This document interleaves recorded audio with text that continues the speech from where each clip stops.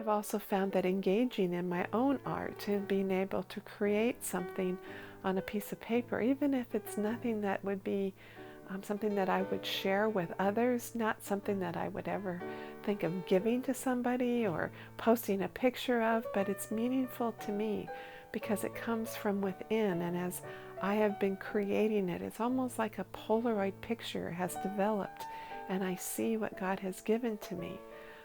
We do this exercise at the Springs retreat called the quilt, and the quilt is this process of just beginning, of trying to help ourselves switch to the other side of our brain, to be less analytical and to more experiential, and then to be able to create a square on a, it could be with crayons or color pencils or drawing something.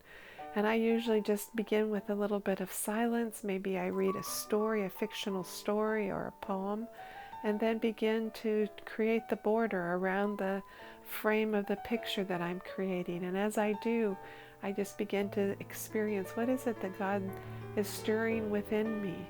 And sometimes I don't know what it might be, and I come to understand it as I'm drawing it. One time it was an ornament, and that began a reflection for me of Christmas. And what God showed me there was very significant.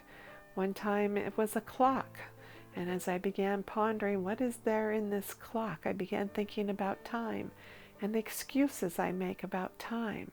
And that opened for me a whole new aspect of what was going on within me that I was not aware of, that I could then take with me into my quiet time, reflect on it in my journal, prayerfully consider it, and it changes me. So I would just encourage you to get out a piece of paper, to get out your crayons or colors or acrylics or watercolors, and use art as a way to experience the Lord, to use masterpieces, to use your own art, to be able to see what He might have for you that would be different than you might come up with on your own.